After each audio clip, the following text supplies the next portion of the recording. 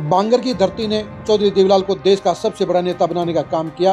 बांगर की धरती ने चौधरी बंसीलाल को गर्दिश से निकालकर फिर से मुख्यमंत्री बनाने का काम किया। बांगर की धरती ने भूपिंदर हुड्डा को मुख्यमंत्री के पद तक पहुंचाया।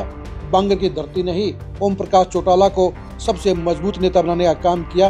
बांगर की धरती ने ही दुष्यंत चौटाला को 11 महीने की पार्टी में डिप्टी सीएम के पद तक पहुंचाने का काम किया।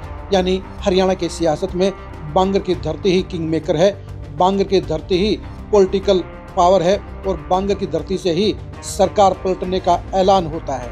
लेकिन उसी बांगर की धरती को लेकर अब कहीं न कहीं दुष्यंत चौटाला के मन में डर बैठ गया है और इसलिए उन्होंने वापसी के लिए बांगर की बजाय अब दक्षिण हरियाणा से आगाज करने का फैसला किया है। नमस्कार, मैं कुलदीप सुरन। आज हम खरी न्यूज में चर्चा करेंगे बांगर की धरती को छोड़कर दुष्यंत चौटाला द्वारा दक्षिण हरियाणा से वापसी का आगाज क्यों किया गया और दुष्यंत चौटाला के लिए अब हालात कैसे हैं और दुष्यंत चौटाला ने क्या नई प्लानिंग बनाई है। दुष्यंत चौटाला ने आज झज्जर में पार्टी की राज्य स्तरीय मीटिंग का आयोजन किया। इस मीटिंग में पार्टी के राष्ट्रीय अध्यक्ष अजय सिंह चौटाला और दिग्विजय चौटाला भी मौजूद थे। आज की मीटिंग में जेजेपी की वापसी के लिए दुष्यंत चौटाला ने अपने साथियों के सामने रोड मैप पेश करने का काम किया। उन्होंने बताया कि अगले महीने से अब जेजेपी पूरी ताकत के साथ वापसी के अभियान में जुट जाएगी। दुष्यंत चौटाला ने यह भी बताया कि अगले एक सप्ताह में संगठन का ऐलान कर दिया जाएगा और 15 मई से दक्षिण हरियाणा से पार्टी का राज्य स्तरीय अभियान शुरू होगा और पार्टी की मजबूती के लिए पुराने साथियों को जोड़ने के लिए हर मुमकिन कोशिश की जाएगी। यह कि सारी की सारी चीजें दुष्यंत चौटाला के लिए पॉजिटिव कही जाएंगी। दुष्यंत चौटाला अब बुरे दिनों को भूलकर, खराब रिजल्ट को भूलकर अब वापसी करना चाहते हैं और इसलिए 6 महीने तक इंतजार करने और 6 महीने होमवर्क करने के बाद दुष्यंत चौटाला ने अब नए रोड मैप का ऐलान किया है। लेकिन सबसे चौंकाने वाली बात यह है कि दुष्यंत चौटाला ने अब बांगर की धरती यानी सेंट्रल पोजीशन वाली धरती जींद को छोड़कर दक्षिण हरियाणा से ये शुरुआत करने का फैसला क्यों किया है।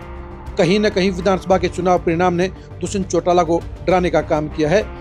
जिस बांगर की धरती ने दुष्यंत चौटाला को 6 एमएलए देने का काम किया था, उसी बांगर की धरती पर अब दुष्यंत चौटाला के लिए सबसे ज्यादा नेगेटिविटी है और शायद दुष्यंत चौटाला भी इस बात को बखूबी समझते हैं कि अभी इस बेल्ट में लोगों की नाराजगी दूर नहीं हुई है और इसलिए जब तक ये नाराजगी ठंडी नहीं होती तब तक प्रदेश के दूसरे हिस्सों से शुरुआत करना बेहतर रहेगा।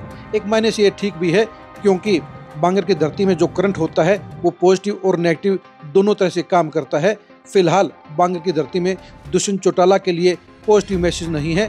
अभी भी लोग दुष्यंत चौटाला के कोस रहे हैं, अभी भी लोग दुष्यंत चौटाला को माफ करने के लिए तैयार नहीं हैं और अभी भी बांगर के लोग दुष्यंत चौटाला में अपना नेता नहीं देख रहे हैं। यही वजह है कि मजबूरी में दुष्यंत चौटाला को एक ऐसे एरिया का सिलेक्शन करना था जहां से वो अपनी पार्टी की वापसी का रास्ता निकाल सके और ऐसे में दक्षिण हरियाणा से बेहतर उनके लिए कोई और नहीं हो सकता है क्योंकि आज की तारीख में भी दक्षिण हरियाणा पॉलिटिकल तौर पर खाली पड़ा हुआ है।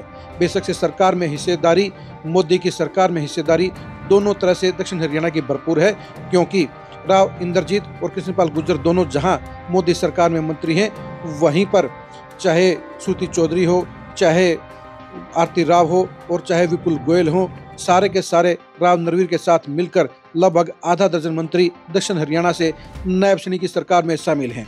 ऐसे में सरकार की हिस्सेदारी के बावजूद दुष्यंत चौटाला को इसलिए दक्षिण हरियाणा में उम्मीद नजर आ रही है क्योंकि वहां पर दुष्यंत चौटाला और जेजेपी के लिए ज्यादा नेगेटिविटी नहीं है। दक्षिण हरियाणा के बेल्ट में या तो बीजेपी है या विरोध के वोट बटे हुए हैं। विधानसभा चुनाव से पहले कांग्रेस एक मजबूत ताकत के तौर पर नजर आ रही थी, लेकिन अब जेजेपी, इनेलो और कांग्रेस तीनों ही वहां बराबर की पोजीशन में नजर आती हैं क्योंकि कांग्रेस के पास जहां मेवात के 3 विधायक हैं, वहीं पर फरीदाबाद और पलवल में भी उनके पास 3 विधायक हैं, लेकिन इसके बावजूद वहां पर कांग्रेस मजबूत पोजीशन में नहीं है। ऐसे में दुष्यंत चौटाला वहां पर अजय सिंह चौटाला के साथ मिलकर अपनी पार्टी के लिए एक पॉजिटिव आगाज कर सकते हैं। वहां पर विधानसभा स्तरीय प्रोग्रामों के जरिए दुष्यंत चौटाला जेजेपी की वापसी का एक रोड मैप शुरू कर सकते हैं, वहां से पॉजिटिव मैसेज देने का काम शुरू कर सकते हैं और शायद इसलिए दुष्यंत चौटाला ने बांगर की बजाय दक्षिण हरियाणा को शुरुआत के लिए सिलेक्ट करने का काम किया है। आप बांगर की बजाय दक्षिण हरियाणा से दुष्यंत चौटाला की शुरुआत के बारे में क्या कहेंगे, कमेंट करके जरूर बताइए। क्या दक्षिण हरियाणा जेजेपी और दुष्यंत चौटाला दोनों को मजबूती देने का काम कर पाएगा, इसके बारे में भी राय दीजिए। दुष्यंत चौटाला और जेजेपी का 2029 के चुनाव में क्या भविष्य रहेगा, इसके बारे में भी कमेंट करके जरूर बताइए। आप हमारे फेसबुक पेज को फॉलो कीजिए, आप हमारे यूट्यूब चैनल को सब्सक्राइब कीजिए। नमस्कार।